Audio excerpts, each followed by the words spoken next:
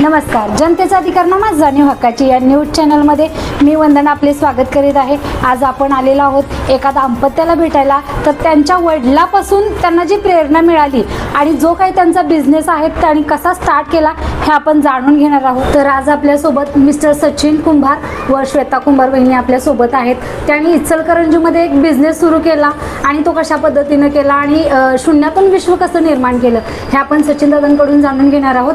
तर सचिन दादा, सर्वात प्रथम आमच्या चॅनलमध्ये आपलं स्वागत आहे. आम्ही ऐकले की आज तुमची ज्या कंपन्या आहेत त्या इचलकरंजीमध्ये खूप वाढलेला बिझनेस आहे आणि 3 कंपन्या तुम्ही चालवतात. तर ह्या कंपनीची जी सुरुवात आहे तुमची ती कशी झाली? सुरुवात सांगायची म्हटलं तर सुरुवात आमच्या आजोबापासून सुरुवात झालेली आहे आणि 1983ला आमचे वडील सुरुवात एका कंपनीला जॉबवर म्हणून कामाला होते. तिथून शिकत आजोबांना आमच्या 87ला एक लेथ मशीन घालून गेली. भाड्याच्या या एका छोट्याशा खोलीमध्ये एक लेथ मशीनवर त्यांनी आस्थगित 3 कंपनी त्यांनी उभा केलेल्या आहेत. आणि ज्यावेळी त्यांनी सुरुवात केली त्यावेळी तुमचा जन्म झाला होता की नाही? नाही. 1987ला त्यांनी पहिली लेथ मशीन आणली. ती गावी आम्ही सुरुवात केली होती. म्हणजे आमचं गाव इथून एक 20 किलोमीटर कारदगा गाव आहे, तिथून सुरुवात केली होती. मग तिथून इकडं आणली 88ला आम्ही. मग तिथून सुरुवात आमची चालू झाली. मग माझा जन्म 1990ला झाला. हां. मग त्यानंतर वडिलांची प्रगती कधी झाली? वडिलांची प्रगती एक 2-3 वर्ष तसं कामाचं स्वरूप थोडं हे नव्हतं, म्हणजे कामं नव्हती त्यावेळेला. त्या मशीनला तसं ते मार्केट पण स्कोप पण नव्हता. ती नवीन मशीन असल्यामुळे त्यांना ते नवीन टेक्निक कशी करायची त्यांना ह्या माणसांनी माहीत नव्हतं. जसं माहिती व्हायला लागलं आपल्या इथं इचलकरंजीमध्ये वस्त्रोद्योग असल्यामुळं ज्याचं जे आपण साधे माग म्हटलं जातं त्यावेळी काम भरपूर होतं तिथं आणि शेतीची कामं भरपूर असायची. जसं जसं नाव होत गेलं तसं प्रगती वाढत गेली. मग ज्यावेळेला वडिलांनी सुरुवात केली, साधारणतः ज्यावेळेला मशिनरी वाढल्या, तुमचं बालपण कसं गेलं? म्हणजे त्या मशिनरींना पाहण्यातच गेलं की इतर मुलांसारखं वेगळ्या खेळात? दोन्ही आम्ही तिथं आनंद घेतलेला आहे. वडिलांना आम्हाला असं काय हेच शिकाय पाहिजे असं काही फोर्स केलं नाही. त्यांची खूप इच्छा होती खूप शिकावं असं, पण आम्हाला ह्या मशिनरीची पण आम्हाला आवड झाल्यामुळं का नाही आम्ही त्या पुढे. तुमचं बालपणी मशिनरींच्या मध्ये गेल्यामुळं तुम्हाला त्याची आवड चांगली झाली आम्हाला. साधारणतः तुम्ही मशीन चालवायला कधी शिकलात? मी घेतलो 2007 ते 8 या दरम्यान घेतले. म्हणजे मी ज्या कॉलेजला डिग्रीला घेतो डिप्लोमाला, तेव्हा आमचं कॉलेजमध्ये प्रॅक्टिकल म्हणून एक सब्जेक्ट असायचा. त्या सब्जेक्टमध्ये मग ते पोर्शन असताना आम्ही इथून मी जॉब स्वतः करायचं होतो. ते अगोदर करत होतो पण तसं धाडशीने मी कधी काम केलं नाही. ज्यावेळेला शाळेतली मुलं सांगतात की आमचे पालक हे करतात किंवा आमचे वडील ते करतात, मग ह्या जॉब बद्दलची माहिती किंवा तुम्हाला काय वाटायचं शाळेमध्ये? मला ते खूप अभिमान वाटायचा त्याचा. कारण मी त्यांना सगळ्यांनी सांगत होतो आमचे वडील असे आहेत आणि आमचे वडील असं काम करतात. म्हणजे वडिलांचं जे काम आहे त्याच्याबद्दल तुम्हाला अभिमान वाटायचा. म्हणजे कधीही तुम्हाला असं वाटलं नाही काय आमचे वडील करतात, माझ्या मित्रांचे वडील खूप वेगवेगळ्या क्षेत्रात आहेत, असं कधी वाटलं नाही? नाही, कधीच नाही. एकूण तुम्ही भाऊ किती? आम्ही दोघं. मी दोघांनी पण ह्या जॉब मध्ये म्हणजे तुम्ही तुमचं करिअर केलेलं आहे. तरी दादा तुमचं शिक्षण? माझं डिप्लोमा मेकॅनिकल आहे.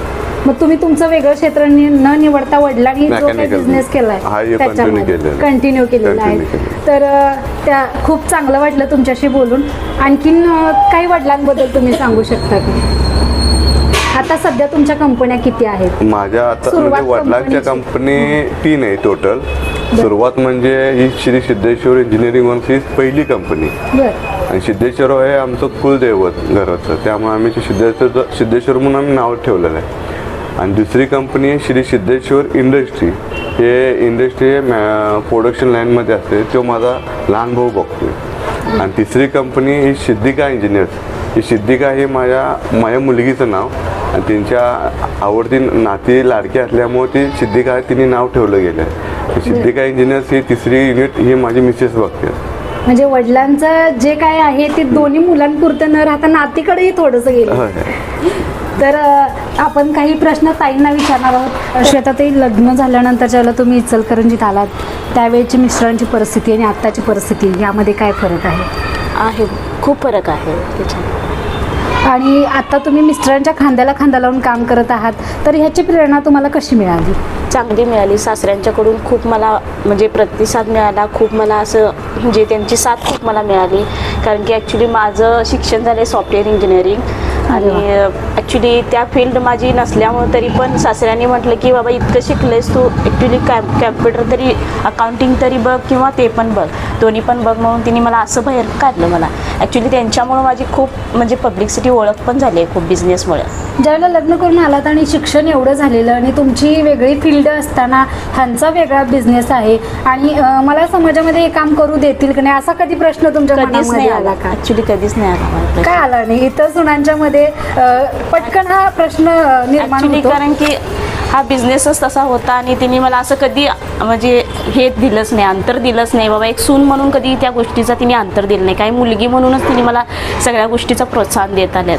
आणि हा बिझनेस चालू असताना किंवा ह्या बिझनेसचा एक पार्ट तुम्ही सांभाळत आहात आणि त्याबद्दल थोडंफार सांगा. आणि हा बिझनेस सांभाळत असताना तुम्हाला काही प्रॉब्लेम आले तर त्याचं सोल्युशन तुम्ही कसं काढता? ॲक्च्युली सासऱ्यांना विचारूनच काढते. म्हणजे जो काही निर्णय होतो तो सर्व कुटुंबाच्या हा सोबतच. काढते. आणखीन तुम्ही तुमचे डिसिजन कशा पद्धतीने घेता स्वतःचे? स्वतःचे डिसिजन ॲक्च्युली घेते मी तसं, परंतु काही पण क्रिटिकल असले की बाबा मला हे जमत नाही आहे, तर प्रॉब्लेम येत आहे, तसं माझ्या मिस्टरांना आणि सासऱ्यांना विचारून मी पुढं डिसिजन घेते. कधी भीती वाटली नाही का, अरे मी दिरांसोबत आणि मिस्टरांच्या सोबत हे एक त्यांचा जो बिझनेस आहे ह्यामध्ये एक पार्टनर म्हणून मी काम करते कधीच नाही किंवा वाटली. कारण की सपोर्ट? दिरांनी पण त्यांना बहीण नसल्यामुळे मला बहिणीचा दर्जा तिने पण दिलाय. बरं. ॲक्च्युली मिस्टरांनी पण मला खूप प्रतिसाद दिला ज्यांनी- आणि सासऱ्यांनी पण आणि सासूंनी पण कधी बाबा असे आई वडिलांची आठवण यावी अशी तिने कधी माझ्याशी बिहेवियर पण केला नाही. तिने खूप माझा चांगला सांभाळ केला. कुठंतरी सासवा सुनांचं खटकतं हां. आणि एक गृहिणी म्हणून आणि एक बिझनेस वुमन म्हणून कधी सासूजणी तुमचं खटकलंय का? कधीच झालं नाही.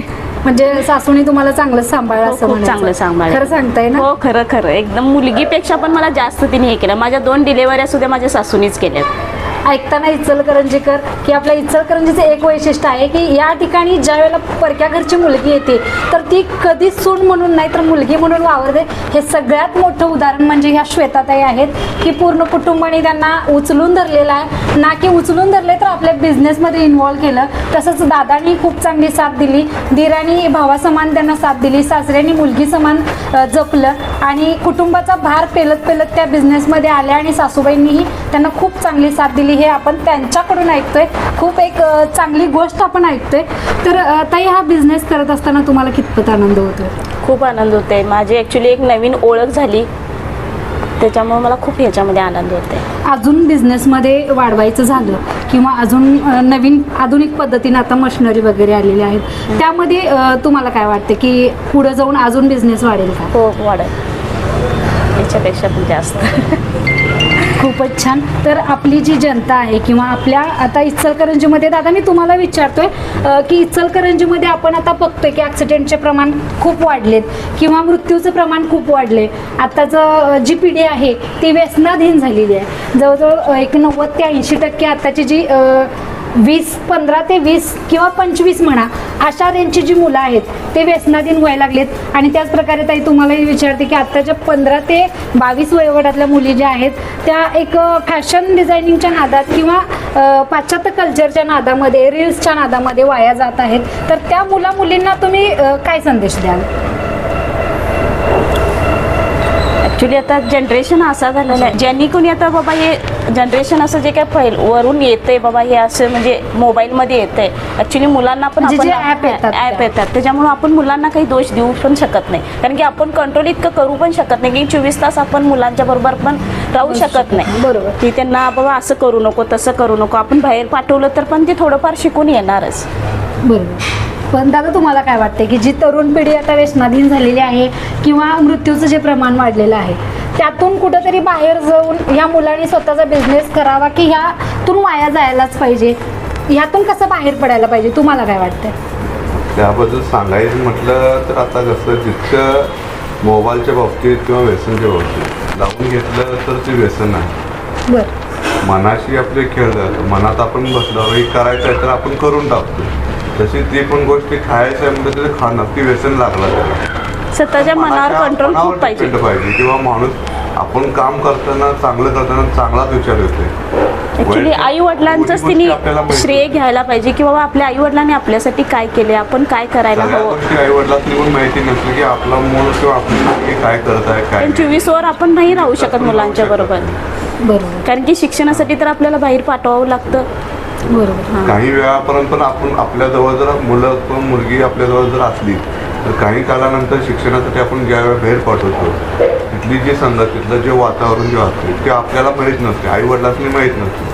आपला फक्त आई वडिलांनी विश्वास का आपला मुलगा आपली मुलगी चांगली शिक्षण करत आहे. म्हणजे या ठिकाणी तुम्हाला असं म्हणायचं आहे की समाजात काय घडतंय ह्याच्यापेक्षा आपल्यावर जे संस्कार होतात ते महत्वाचे आहेत असं म्हणायचे आहे. बरोबर.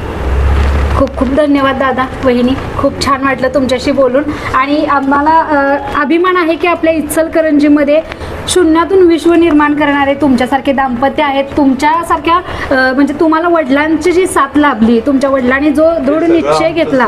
पूर्ण आमच्या वडिलांनीच केले, सासऱ्यांनीच केले. काही कर्तृत्व नाही, वडिलांना आमचं हे विश्व मिळवलेलं आहे आणि त्या विश्वामुळे आम्ही हे विश्व बघतोय सध्या. कारण नवीन ह्या आधुनिकमध्ये नवीन टेक्निकल करतायत. आज सध्या इचलकरंजीमध्ये हा सिद्धेश्वर फक्त हा एक सिद्धेश्वर हे एकच नाव गाजलेलं आहे. भरपूर कंपनी आहेत पण फक्त सिद्धेश्वर फक्त नाव गाजलेलं आहे. आपण ह्या नावासाठी आम्ही फक्त हे काम करतो. आज मला सासरे सांगतात की बाबा की एक मशीन सासऱ्यांनी माझ्या लांबून म्हणजे ॲक्च्युली कोईमुत्तूर बाकीच्या कुठून देशातून मशीन आणले. त्यांना त्यातली काही आयडिया नसतापैकी त्यांनी त्याच्यामध्ये इन्व्हॉल्व होऊन त्याच्यामध्ये काही रेशो वगैरे त्यांनी स्वतःहून ते रात्रंदिवस ती जी रेशो कशी काढायची काय करायची ते स्वतःहून शिकलेत.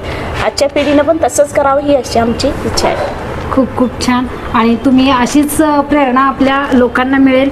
आशा आहे की ह्या सगळ्या गोष्टीतून आपली तरुण पिढी वाया न जाता असंच काहीतरी करून प्रगती करून ती उभारीला यावी. ईश्वरचरणी प्रार्थना. खूप खूप धन्यवाद. तर अशाच काही माहिती जाणून घेण्यासाठी जनतेचा अधिकारनामा जाणीव हक्काची या न्यूज चॅनलला लाईक, शेअर, सबस्क्राईब करण्यास विसरू नका व सदैव रहा अपडेट.